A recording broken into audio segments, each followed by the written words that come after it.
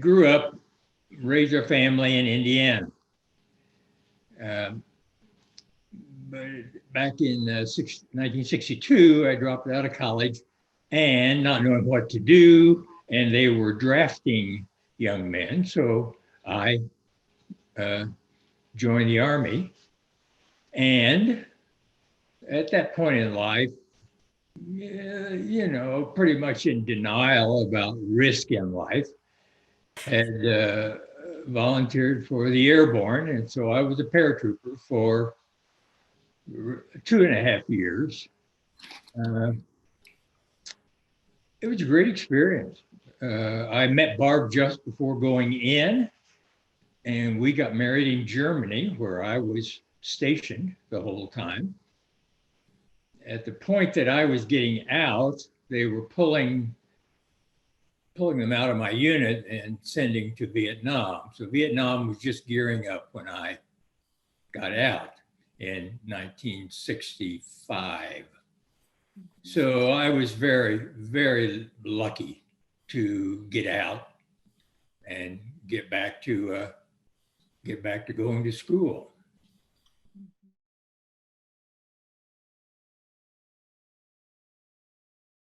Hi, I'm Frank Beeson. I grew up in Ohio, a little town. Didn't really think much about military or anything. Was drafted, I was already married in 67. I was drafted the end of 1967, went into basic training in 68. Went through my basic at Fort Knox, and then I ended up taking what they call re-up. I took another year of service in order to get some training in electronics. And everybody else in my unit at basic training that didn't re-up, didn't get, they were sent to Forte, Texas for Vietnamese language training. So they knew right away pretty much where they were going. So I went to Fort Gordon for my training. And then a year later, I ended up going also to Vietnam, where I ran into a couple guys that I had known in basic training, and they were ready to get out, and I was just starting. So I spent my year in Vietnam, and then I came back also to Fort Hood, Texas. So I got out in 1971.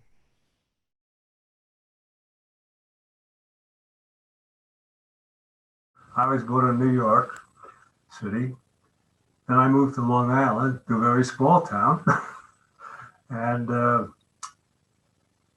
after high school, well, I got out in June when my father died in November, and money was tight.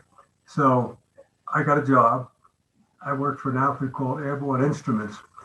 And while I was there, I met a guy who probably had the job I had before I worked there. He went into the Army then. And I was talking with him. I didn't know him from before. And he said, why don't you volunteer for the draft? Get the GI Bill. I was stationed, by the way, in Fort Carson, Colorado, most of my time. And, I was very fortunate. The Korean War ended just shortly after I went in.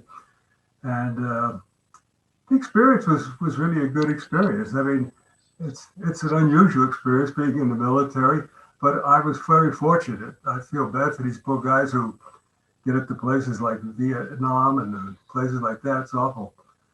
But it worked out well for me.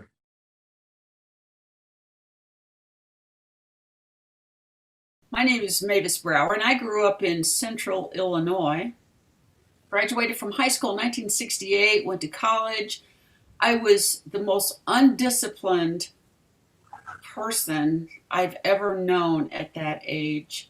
So I graduated in 72, and of course, who wants to hire somebody that likes to play and got a B- average as an undergrad. So I moved to Phoenix because I wanted to play some more and realized my life was going no place. And so I enlisted. I tried to get a commission in the Army and they turned me down. So I thought, well, I'm going to enlist, but I'm going to enlist in the Air Force. I got to electronics tech school at Keesler Air Force Base after basic training, and I loved it. And I spent 3 years as a technician. I got accepted into a commissioning program. They sent me to get my bachelor's degree at New Mexico State. I got out of there, went through OTS, and became an officer. And from there, I think I was so fortunate with the assignments I had. Worked on space-based lasers, got a master's degree, and got accepted to teach at the Air Force Academy. So I taught there a couple of years, and they sent people off for their PhD. And so they sent me to the University of Illinois for 3 years to do my graduate work. I came back, taught several more years at the Academy, did a couple years of research and development, and retired in 1995.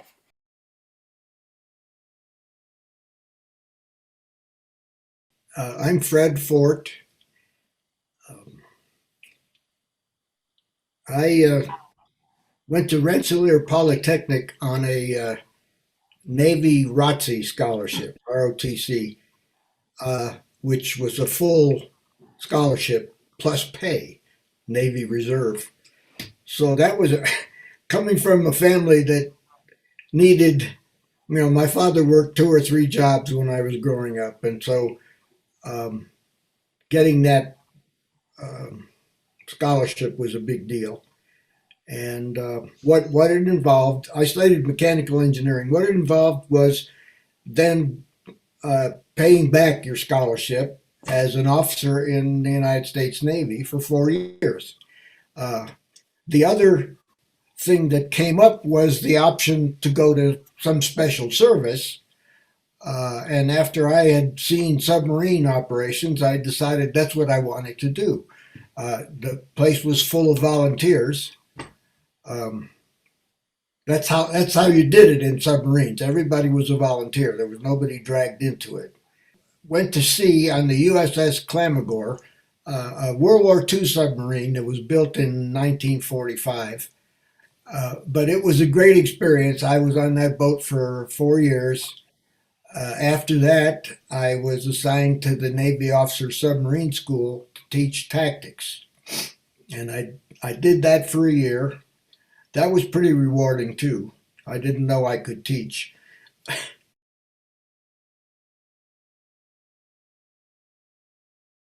Born in Germany. My dad was in the occupation army, in the Navy during World War II. And at the end, got out and got back in. They were recommissioning people and building up for Korea. And they gave him a first lieutenant's commission in the Army for his Navy grade. And he was sent to Germany at that time in the occupation army. I left home when I was 16 and I never returned. I got my high school diploma, going to night school to the University of Nebraska Extension Division, because I knew I didn't want a GED. And I was just kind of hacking around, just hanging out. And I went to northern Arkansas, to Bentonville, Arkansas. Got me a job working on the golf course and like that. And so I was just a young rowdy hanging out with the locals. It was a dry county. So naturally, as you go over the line, I lived right up by the state line. And you drive into Missouri, and he's in Missouri. And the sign would say, "Welcome to Harold's First Chance Liquor." And on your way back, the sign would say, "You just passed Harold's Last Chance Liquor." So naturally, friends would call us up and say, "Hey, Dan, you gotta bring me down a case of beer, bring me something here when you come to town." Okay, yeah, So I wasn't, running liquor. So the cut to chase is that basically the local cops busted me. And a bunch of trumped up charges and this, that, and the other. And basically, you're just a non-local boy hanging out and partying, running around with the local girls, and we don't like you here kind of deal. And again, the cut to chase was that I got out of jail to enlist in the Army in Fayetteville, Arkansas. And I filled the draft quota, helped to fill the draft quota for Benton County. I think they had a quota of 7, and I was one of the lucky 7 that took some of the pressure off the local boys in the county. That's how we do things in America, you know. So when I went in, they tried to talk me into going to OCS, test scores, officer candidate school. I refused. I didn't want anything to do with it. So they sent me to an NCO academy. And I was a 90-day wonder. 90 days, I was an E5. And I was sent to Fort Sill, Oklahoma as an instructor at the Field Artillery School. A year later, I was sent to Vietnam. I arrived in country on my 20th birthday, June 18th, 1970. And I was a South Vietnamese Army, an ARVN artillery advisor, remote fire bases, 812 GIs and 40-50 ARVNs. I was in the Iron Triangle on the Cambodian border most of my tour, and then I was pulled down to the Delta.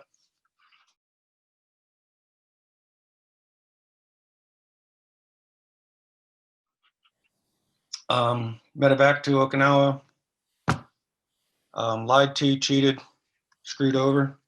It's a long story. By the military. I was disrespected on several occasions when I got home, and equally disrespected by the VA when I went in looking for medical and psychological help. Didn't set foot in a VA hospital for over 25 years. I have a lot of issues and problems with the flag.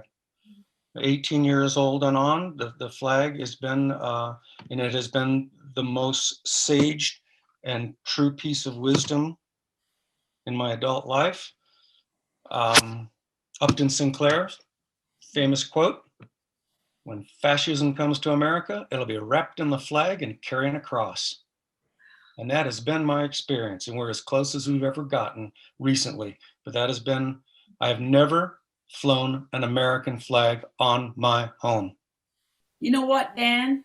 I have never flown a flag on my house either, for the same reason, for what the symbol of the flag has turned into. It's corrupted. It's been totally corrupted.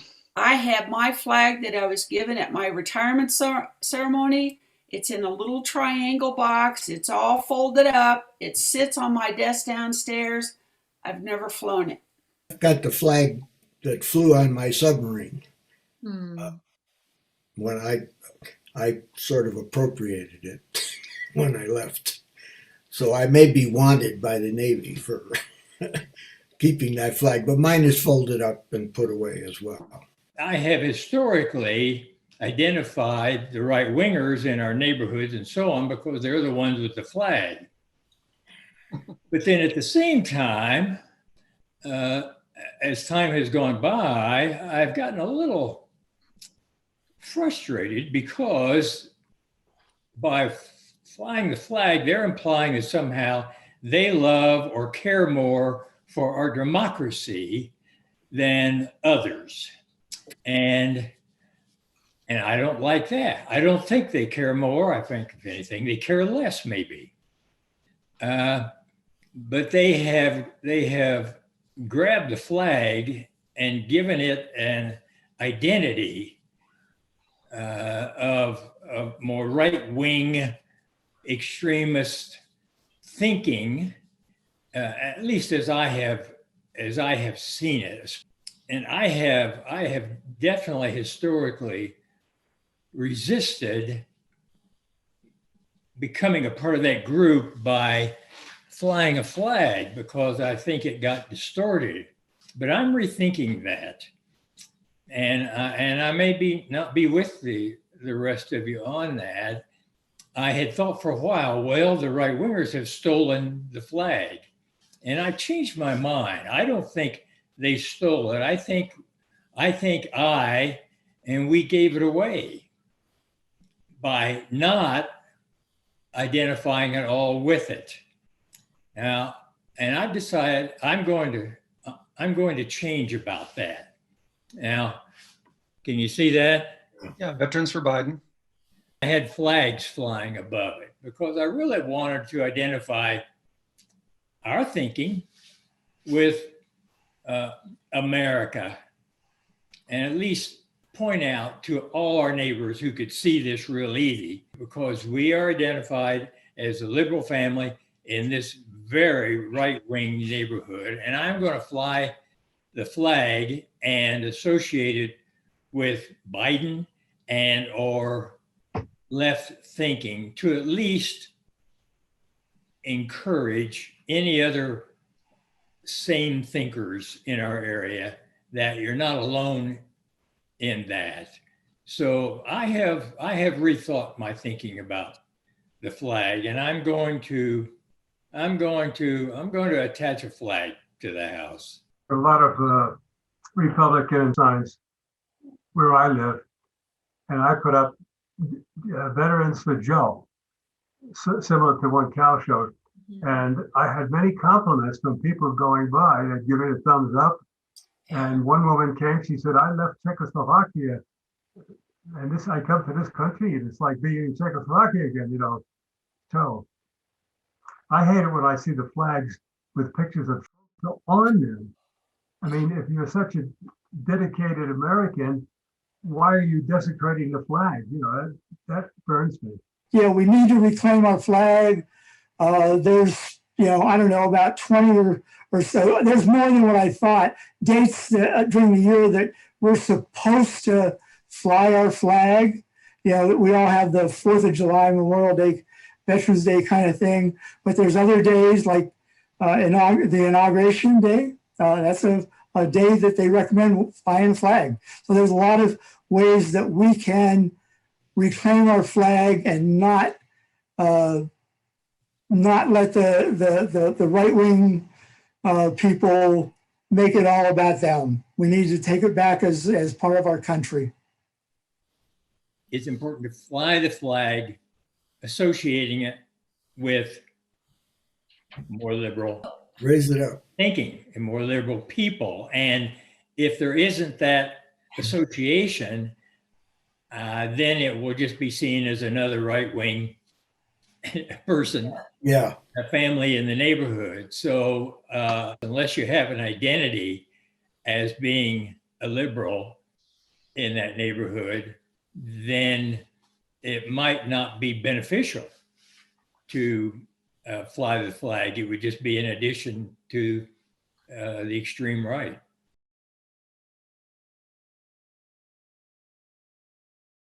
I would like to go back to this idea of the word patriot as another word that the previous administration has just dirtied. That just grabs me in the gut. That that isn't what a patriot is. Words matter. Just briefly look at the word patriot, defined as a person who vigorously supports their country and is prepared to defend it against enemies or detractors. As I thought about my time in the military and the people I experienced there, I don't really think as a group or individually are any more patriotic than civilians I've known who were not in the military.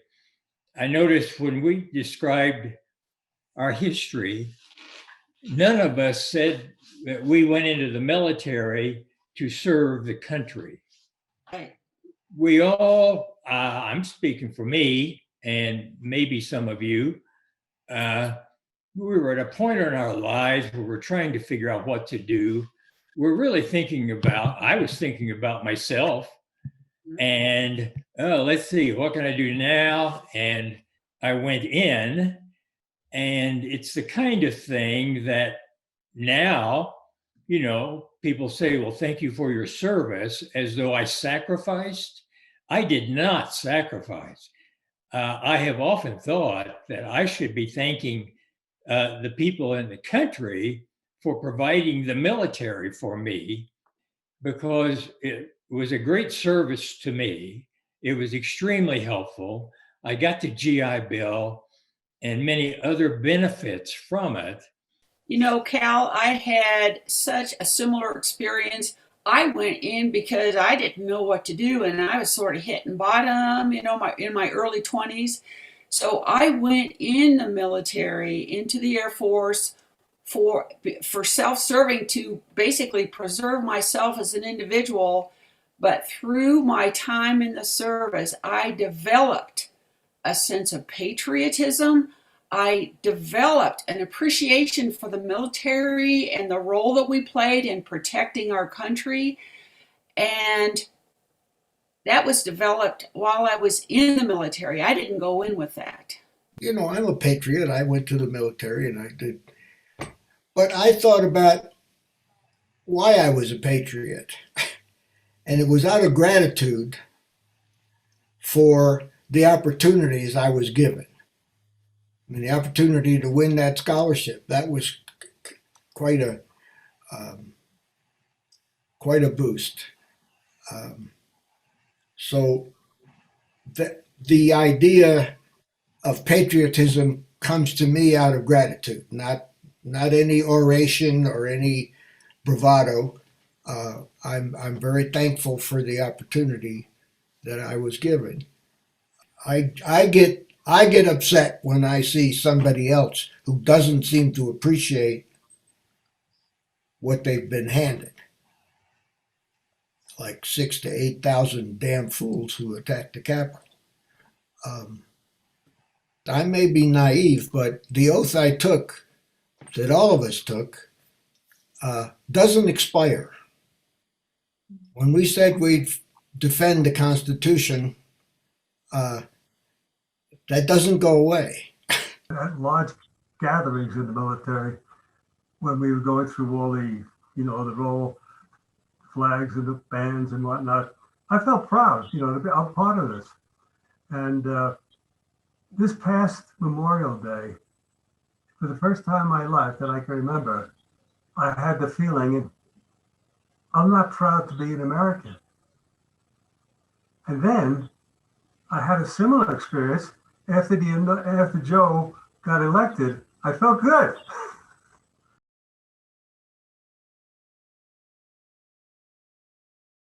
One of my most enduring legacies of my time in the military was that was the true melting pot. And it forced us to work with people, mix and interact with people beyond our comfort zones. Mm-hmm. You couldn't afford to be intransigent and uncooperative and uncompromising. Mm-hmm. They forced us to be exposed to other people, other ethnicities, other ideas, other religions. And now the rush to charter schools has got us ghettoizing our public schools. And we're once again segregating our housing, our schooling, everything. They eliminated the draft. A similar thing is taking place in the country where 0.1% carries the burden of military service, and the rest of the country puts a yellow ribbon decal on their Cadillac Escalade and goes shopping. The idea of being put together with a diverse populace in that submarine. And not only were we from different backgrounds, but we were put together in very close quarters so that a lot of other stuff was at work besides whether the guy was Italian or black or whatever. Because we were back to back, nose to nose. Everything was tight in that boat. It was a total learning experience and a total eye opener for a kid from little town in Ohio who never been out of much out of Ohio except for like West Virginia, Pennsylvania, and New York. That's about the whole experience of my travel prior to being in the military.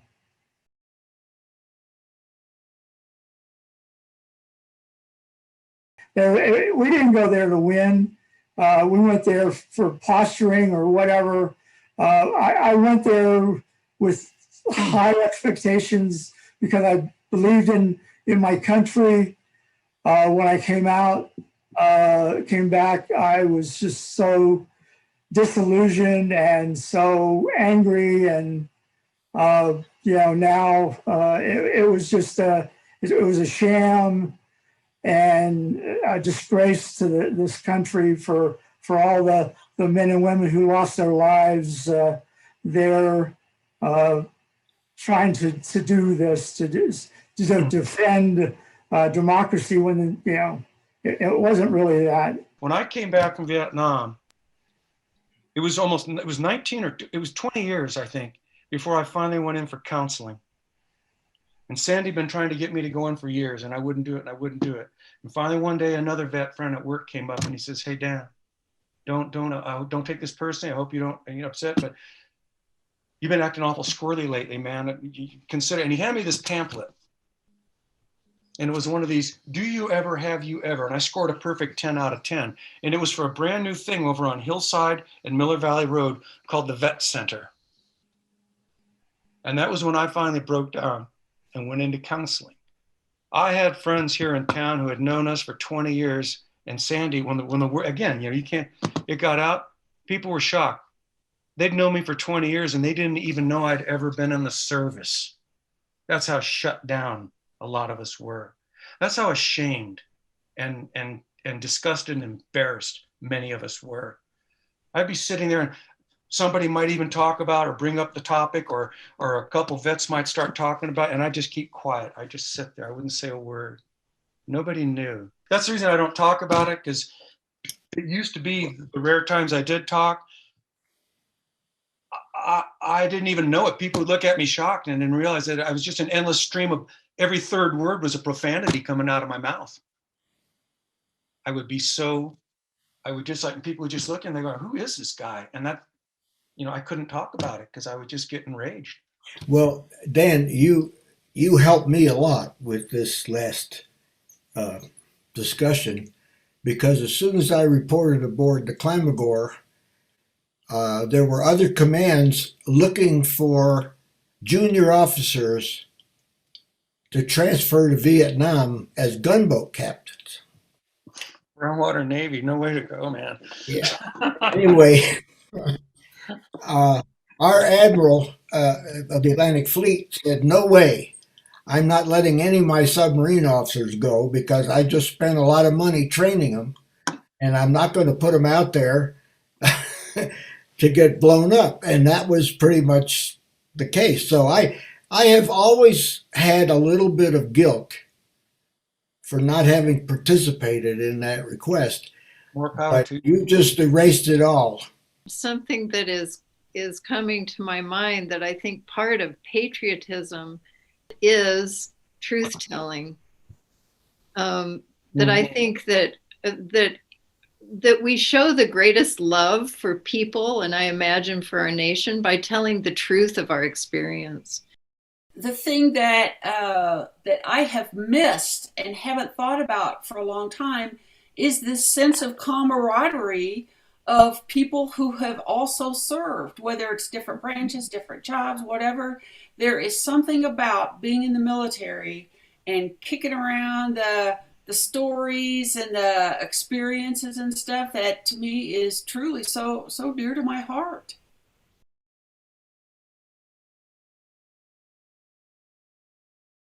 It seems to me that all of us would probably say that, yes, the military was very profound experience in our lives, and we didn't necessarily join up for patriotic reasons, but we got the benefit of having done it and getting identified as having done something patriotic. And I think, as Mavis pointed out, that over time and being in, maybe we became a little more patriotic because of the experience. I didn't really feel that I was patriotic, because I was drafted. It wasn't like I volunteered to go in. I was drafted. I took an extra year to get some training that I wanted. It turned out, really great for me. I used the GI Bill for my education. I did, VA for a home loan. I used I used the benefits, but I feel like I earned those, through my 3 years plus a year in Vietnam. When I I enlisted to get into the Air Force, and I was so undisciplined and so ill-defined as a person. And then through the process of first accepting, direction from outside of myself, and then I developed discipline, and then that transferred to an internal sense of discipline and what I needed to do in life and how I needed to take care of myself. So after I retired, after a little more than 20 years, then I thought, okay, I've kind of gone off, in a fairly military sort of way. And I've done a lot of things to kind of erase that, like try to be more artistic and expressive and that sort of thing. And still to this day, when I introduce myself and to a new person and we get to talking and I say, I spent 20 years in the Air Force, they go, I knew that. I still see that. I could tell. So I feel like the process has transformed me in kind of a permanent way, some of which I prefer, some of which I prefer not. It's like everything in life. It's a blessing and it's a curse. Mm-hmm. It works. It cuts both ways, and we can't have one without the other. You can't have the joy without the sorrow. When I reported on board Clamagore as a nice green ensign with no experience at sea, or really in the Navy, I was assigned to be commissary officer. And I had to find out what that was because it sounded like it involved food, but and it did. And I reported on board and met with the first class cook. His name was O'Doul. And he was a grizzly old guy with hair coming out of his t-shirt. It was almost a caricature. And I told him, I said, look, O'Doul, I'm fresh. I don't know a thing about what we do or what you do. You have to just take me under your arm and teach me.